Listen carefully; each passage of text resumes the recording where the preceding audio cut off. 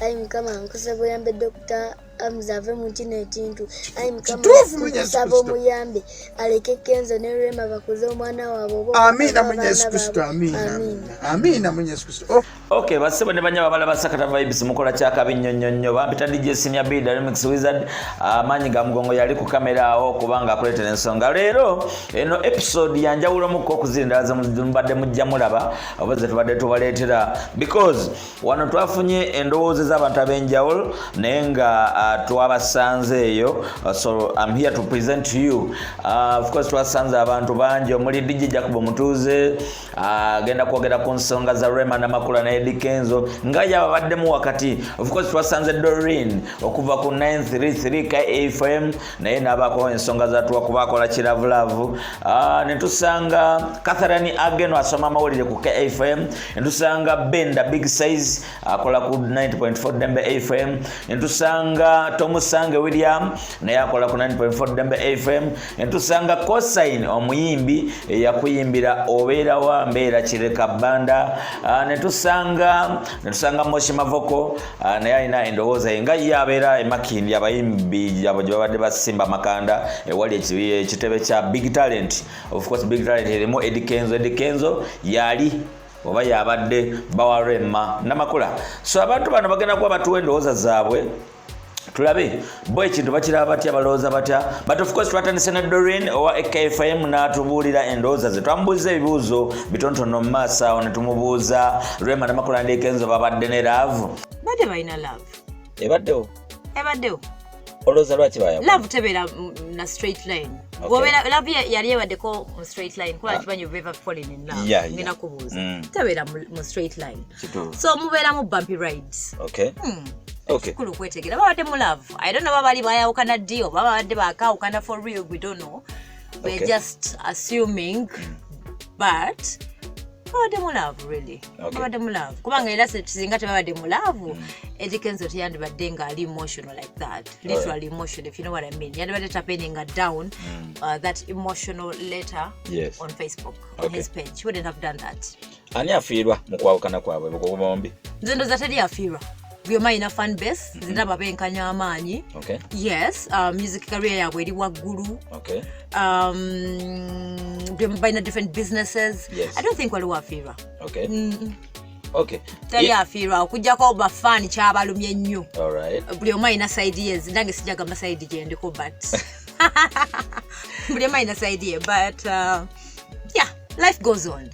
Nga Kenzo we ayogedde ku page life goes on. We have to work and hustle. Yes. All right. Can't keep crying. Okay. Tuvumazaawo ne tumubuuza ni yetaaga munne ku bantu bano era n'atuddamu nze ndooza bonna wetaaga ate katunanga ate buli omu bonna buli omu beetaagangana yes wayiga n'Oluganda beetaagangana bekyo yes they need each other naye nansaba munange tomanyi oluliba lumu ne waliba oba oli afunye envi oba akukookota oba amabere gagudde biki ebyo byonna luliba olwo balidingana if something is meant to be to always be bakyogera ne mu Luganda weba kintu kya weba muli bakubeera wamu muliba wamu simanyi ekinyonyi kireka ne kibuuka ne kigenda era kimala nekidda kiridde nekidde luliba olwo nolebanga they are not meant to be ne bwe tunaakola ki ne bwe tunaavuma omusawo ne bwe tunaakolima tekiribaawo so munange bantu bulijjo relationships zibaawo relationships zigaana so katu kyaganye so bantu bakulu bangood bakulu nze kyensaba at least focusing ku mwana tebamuteeka mu ntalo zaabwe oba mu beef let me hope they'll stay friends and they take care of the child that's all kubanga child alina okulanga ina right mind nga tali bias ate daddy yanjagala nnyo ate mami yanjagala nnyo yaba mwagala equally you never know Pati ki mu kiwandiiko kya Edisa Musuza Kenzo kye yawandika n'ateeka ku Facebook ekisinga okwasa ennaku oba ekirimu obuvunaanyizibwa oba ekiri serious kuba ebbaluwa erimu ebitundu kati Doreen twamubuuziza pati ki esinga omukwatako nga ye akola show ya love yasinza okunkwatako ennyo the fact that I love the fact that yayogedde nti akyamwagala and alisigala amwagala. I'm wishing her well. Nalabye maturity there. All right. Yeah, good to admit by message tumagala nyo kwa admitting amwera gamwina bi ego mbe muri obo yagala chogera namne ya chogete. Okay. Then the fact that we are getting to gwamanyi like gwamanyi ebyange tuvudde walo manyi ontegeera na yagane kirala nti nkumira ebintu byaffe nkumira ebintu byaffe. Wow, that was good. I like that. All right. Nange nafunye olutiko nengamba wow ngate wali yali akingambyeko teri na chapa cha muntu kyenina wano teri chapa mpechi cho Senior B. Mwabakola shows za love muba ne love yaddala kisinzira muba mu acting nga muna love ebera una kyebatukola bana kyemutukola Senior B. Aya kyemutukola netuguma tubeera yeno netuguma. Okay. Neka tulina love. All right. Akamutu nyoma. Okay. abo tumazaawo ntumusaba aweeyo amagezi eri abo abayingira relationship nangeri kiji bayinza ogikwasaganyamu. All I can say bwoba ogenda mu relationship, Yes. expect surprises. All right. Funa omuntu gwotegeera tofuna omuntu mbukubanga oli under pressure nti kubanga buli omwa afunye w'emyaka no funa omuntu gagwa mutegeera ne bakoze no gali Senior B omwagala ko kinze mwagala. Okay. You have your own reasons. Someone who understands you, Okay. who respects you. At the end of the day, listen to your heart. Okay. Someone who makes you happy akutegeera kasofu no omuntu oyo you can always kuwangala. Okay. Or like at the end of the day never oba bufumbo bachi always get married or fall in love with your best friend. All right. If someone is your best friend, oba money in and out, you know that person's flaws, knows embracing gabyo nabyakola oba omulaba oba omutegeera ne bwakunyiza bwanyigo otegeera nti Senior B zivuddeko wano. Bwasekonga masanyuse kano kamunyumira kale so ekyabayita kibakanga. Okay. Era gena mu relationship ng'omanyi sawa ine eggwa bweggwa naye nga webeza Katonda webe wanga ngero kyebayiza Katonda. Okay. Yeah. One more time okola di? Nkola Monday to Friday. Yes. Kuva sawa 2 ezekiro mpaka sawa 6 ezekiro Alright. wano ku 93 KFM. Yes. Kyo bagita Kezon. Yes. Zebampita Dorini. Okay. Omukiga. Oli mukiga do. Senior B Oli wako. mukiga. Senior B ndeka. Mbwa Ndi mukiga. Nesi kuba. Ndi hambo. Kituufu abakiga mulwanira mu buliri. Muna we bagamba tuli hambo tuli softy. All right. Tugonda. Who is that like man? Senior B sakugamba. Ndeka. Of course twasanze programs director wa 90.4 Dembe FM omwami Katmos Katongole Moses n'abako naye kyayogera ku nsonga zino. Twasise ntumubuuza okwawukana kwa Rema ne Kenzo kufiriza music industry ya Uganda oba kugikolera era n'atuddamu. Era tulimu ekibuuzo ekirala nga tumubuuza oba byaddala okwawukana kwabe kwa ddala oba kabadi. Bali abafumbo katukugifiriza bali biri bya bufumbo so ne badde bya music nga bola ba good life awandike nti solo ku affecting industry. Okay. Ndeka tebintu byo bufumbo tekisobola. Okay. Ozo kwawukana kwabe kwa ddala oba kabadi? Kimanyi eri gyesiri musawo Muganda. Bedera kizibu okumanya oba byaddala. Wetwavuddeawo ne tusanga Catherine Ageno nga bwe nagambye nti asoma amawulire ku 93 KFM era twamusaza ali mu kweditinga amawulire era naye ne tumubuuza obubuuzo 2-3 era naye n'atuddamu ku byo ekisinga obukulu nti nga babakola amawulire twamubuuziza kano kabadi oba si kabadi era n'atubuulira okusinziira nga bw'ategeera era mulimu n'obubuuzo bulala awo. Siyinza kumanya akati akabadi okawulo otya ku kintu ekiri real. Nga mmwe abakola amawulire osobola okumanya nti bano batulimba oba bituufu? Okay. Olowooza kifiriza industry oba kijongeramu? Byonna bye bakola behind the curtains nze sibinkwatako kasita abayawulire okutuyimbira obulungi. Okay.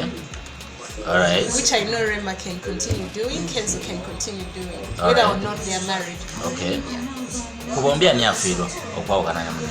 simanyi kuba mbadde simanyi afunamu beera awamu. Bwe twavudde ku Cathe, of course twasanze Ben the Big Size. Lwaki baddingana? Zisanze basala abaddingane buli omu akola ebipya. Kubanga lituba tubagere ne tubaweyingira mu muziki tubasinga nga tetusobola. Nga tuwoza omwami n'omukyala naye katwaga omwana ge munefa twawulewo ani mulenzi ani mukazi. Fire mu muziki tewali kiyate twagala. Yanze nasanyuse maama baawukane tulabe. Gwoyagaliza banno kwawukana. Kekasa tulaba ani ayina omuziki. Tuve ku bino ogundi awalampira ku olimbu mukyala wa gundi mwami wa gundi. Tubiwonye. Kati muziki kaguseke. Kuleje basaga. Fire. Muziki gwenyini. Or the industry funamu obefirwa. Industry yo by the way industry solo funamu. Wakati ule mwage na concentrate yana niko kuyiya. Yes. Banzo bali walete bachayanga bagamba tuyinamu. Nubukira ku machano gabo gabikanange Kenzo. Abantu basukujale bagamba bawa Rema yajja katugende. Kanange Rema bawa mchala wa Kenzo yajja katugende. Negati waka. Omulanga ngagenda abantu bagenda kujja kululwe. Okay. Ebagenda kusoka bajja abasunga katwe bwatuna bambyo bakoze. Oba ali maziga musajja watu bajje balabe. Ba mukazi watu afanana ate kati kachanga bamulekawo. Okay. Negati tukigenda kutuka kigwewo. Alright. Ngolanga Rema ngajja na muziki gwe. Okay. Langa Kenzo ajja na muziki gwe. Okay. Ate filimu egenda okugira n'enzoolu. Nga Kenzo atulaza omukyala. Awo tukana nyumirwa music. Abana bugere. Fe tubalinze. Okay. Ate nakyokola kya fe tuli wano okunyumirwa. Okay. Ebyononese ebitononese nga tubinyumirwa. Naye bayawukanye oba Kabadi? Munange ebintu byeseno bizibu. Tosobola kumanya kituufu kiriwo saawazi. Naye nga nange nze omukwale abagamba nti bayinza obba batuyiiya. Okay. Naye nga te on the other side nga makiyinza obba kituufu. Tomanya sobola kukijjajinga saawazi. Okay. Yeah. Bwe twavudde ku Ben the Big Size netutambula netusanga omuyimbi Cosign era naye ntumubuuza ebibuuzo bibiri. Ekibuuzo ekisooka kiri nti okwawukana kwa Rema ne Kenzo kufiriza industry oba kugikolera, era n'atuddamu bw'ati. Ensonga y'omukwano si nnyangu kye nsobola okugamba naye okusinzira omukwano manyi tekiri part of the music. Kuba omukwano guba biba bya mu kisenge ate tetubigatika. So mu bufunze obanga bayawukanye kitegeeza tebasobodde kukwatagana naye ate tekijjawo tekiteekawo njawukana nga ffe abayimbi kwa ne Rema muyimbi ne Kenzo muyimbi enkwatagana ejjasigala ng'ekola ki weeri. Twamwongedde ekibuuzo ekirala ne tumubuuza Cosign ye ng'omuyimbi omusajja awulira atya okuba nti muyimbi munno omusajja Eddy Kenzo omukyala yamuleseewo era n'atuddamu bw'ati. Mu mazima amatuufu omanyi nange gye ndi artist ate omanyi nga kye nkugambye relationships niyo ekintu buli wabasazeewo omukwano tebakola ki tebagukaka. Now at the same time feeling very very bad for Kenzo kuba nti lwa nsonga nti munnange amaka buli kimu weekiri ate amaka gaba nga tegakoze eki temusobodde kukwatagana neera tekiba kintu kirungi kuba neera jjukira abaana bali involved ate wabeerawo enjawukana abaana babeera affected. So mu mbeera eyo nakisi kintu kirungi naye omukwano nga bwe ŋŋambe okiba nga kyaganyo balemeddwe okukwatagana obulamu kati bugende mu maaso. Kenzo ajja kufunayo omuntu omulala ne Rema engeri gyafunye omuntu omulala munnaye sigamba nti naye bamupimira ku gamba nga nawe bakutwalako omukazi omuntu omulala. We twavudde ku Cosign abuterevu ne tusanga Moshe Mavoko mwite Green Daddy omusajja atambula n'akaviiri aka green oba yakola akaviiri aka green. Moshe Mavoko ne tumubuuza ye nga bw'alaba kandi ba Kabadi oba byaddala bayawukanye era n'atuddamu. Simanyi nnyo oba Kabadi oba bayawukanye byaddala naye okusinziira bwe bitambula bwe mbiraba byasusse Kabadi. Okay. Biraka byasusse ku level ya Kabadi. Okay. Biraka byaddala. Okay. Industry efunamu oba tefunamu era n'atuddamu okusinziira ye nga bw'alaba Moshe Mavoko. Of course industry efiirwa. Etya. Kubanga eyo kapo yoka bujja mu business. Ebadde esookola business. Okay. Munadamba promoter, mbafani, walwerawo bafani ebintu byabaagala. Bafani abaganye ebintu oba gambe nti gambe birimu ebbugumu. Okay. Kati kape yebadde erimu ebbugumu eriso okukola show nenyumira abantu. Okay. Okay. No Timbalema ne Kenzo abantu basubira le majje bekwate ne Kenzo ku stage bekwate ku mikono bakole batya. Gambe bintu ebisosanyusa abawagizi. Okay. Kati bintu ngeyo abawagizi bagenda bifiirwa. Okay. Kurema ne Kenzo ani yetaaga munne newankubadde bayawukanye naye ani asinga okwetaaga munne era Moshe Mavoko n'atuddamu. Buli omu yeetaaga munne. Okay. Naye kati sawa zino omu teyeetaaga munne ku lw'ensonga y'ekiraze state tamwetaaga. Okay. Okay. Gwin Daddy, oyiga ki nkwawukana kwa Rema ne Kenzo era natunnyonnyola bw'ati. Ekyokuyiga kinafunamu. Omanyi kati nze nganze ensonga za Kenzo ne Rema. Zonzi buzibu babiri bebamanyi ebintu byabwe. Okay. Kubanga baluwa ebogiraba n'engeri ebintu gye bali bitambula mu byanjawulo. Okay. Baluwa yanjawulo ku kirwadde ffe tusubira ekiri gye bali. Okay. Alright. Baluwa terambi kugamba baluwa eraga kirala naffe tulowooza nti kape eyo kyeri. Baluwa eraga ki? Baluwa eraga ffe twali tumanyi kati nga ffe abantu abali mu industry tubadde tuwulira lugambo Rema ne Kenzo tebakyabeera bonna, Kenzo asula Munyonyo, Rema asula Seguku, ate baluwa eraga abadde bakyabeera bonna. Okay. Osegeera amabibuzaabuzaamu kyekituufu. Okay. Definitely twavudde awo ne tusanga Tom Sango William tukola naye ku 90.4 Dembe FM ku Africa Corner Dance awamu ne Jacob Mutuuze. Tom Sango William twambuuza ekibuuzo ekisokera ddala nti okwawukana kwa Rema ne Kenzo kwa ddala oba si kwa ddala? Love is love and love is time. Okay. Love mpewo. Okay. Esobola okubeerawo nekola ki? Neggwaawo. Okay.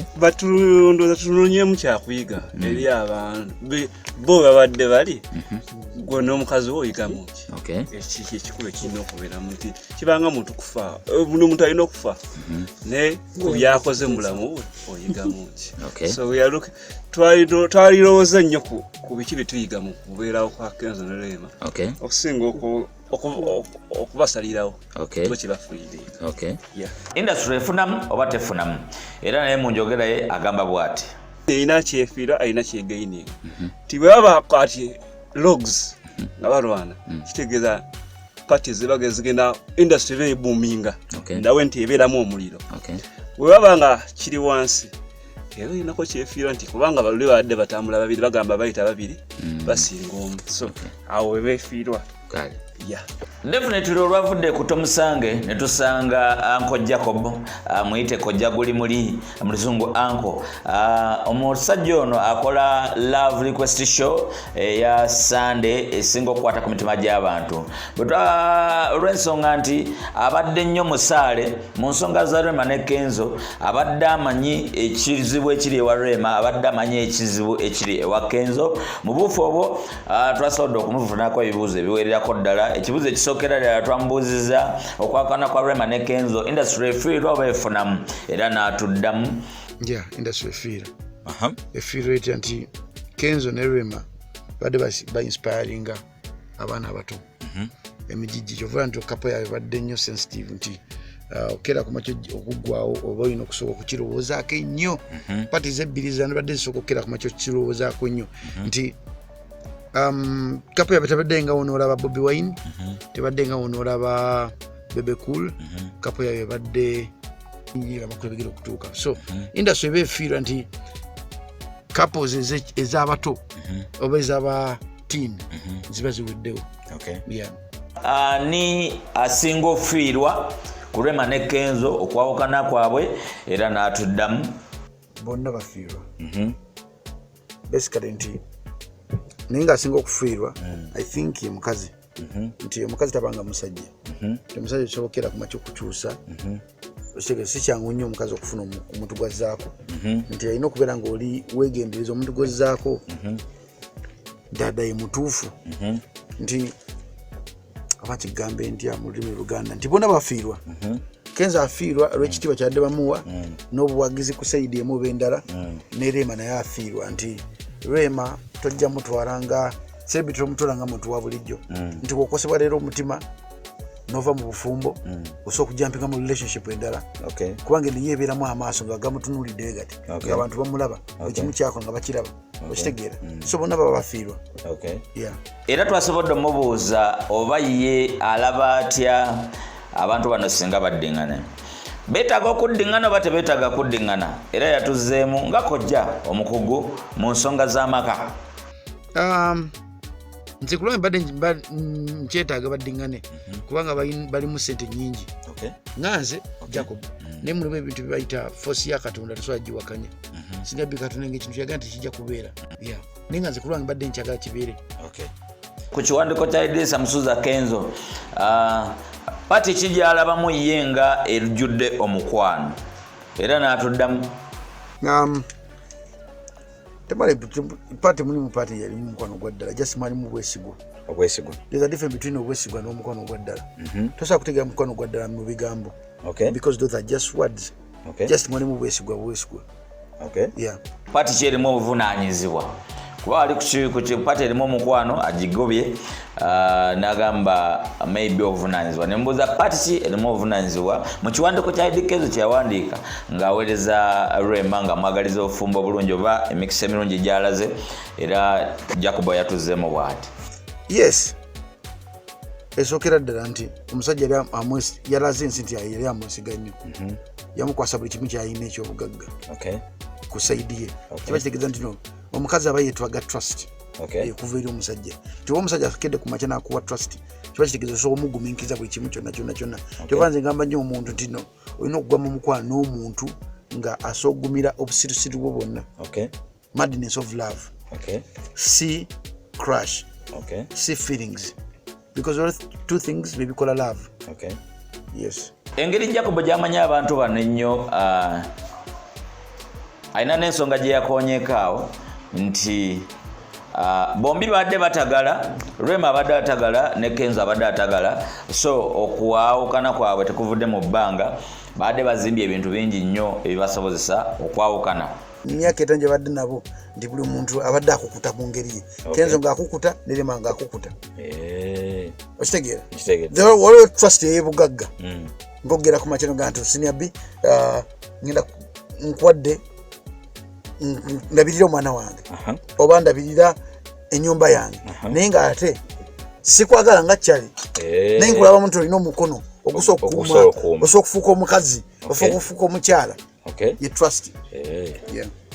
Kale eyanziza bwe tumaliriza kojja Jacob muyite Uncle Jacob mentor ate nga love doctor aliwo emyoyo gy'abantu abawuliriza radio naddala ku lunaku lw'Essande ensonga twazimaliriza Rema ne Kenzo okwawukana nsonga y'amaanyi nnyo mu ggwanga Uganda ffenna tukimanyi Rema alina abagoberezi abawagizi abamwagaliza abamukkiririzaamu emyaka gyonna abakadde abakulu abato abanene n'abatono. Kenzo alina abagoberezi abamukkiririzaamu emyaka gyonna abakadde abato naye kapa eno oba ogitunuulidde egobererwa nnyo omulembe omuto oba omugigi omuto ogw'abantu percentage esinga obungi so bwe tulaba nga basobodde okwawukana ng'ate bangi abadde babakkiririzaamu tetusobola kuvaawo ng'abantu bano tetubawadde essaala.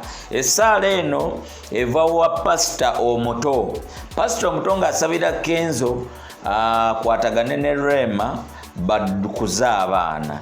Pasita omutono ng'asabira Hamuza Sebunya eyatutte Rema amuleke Mukama wa Allah muweeyo omukyalo omulala nga si Rema. Pastor omuto bamuyita Lil Kid. Omwana ono muyimbi but asose tuwa ssala.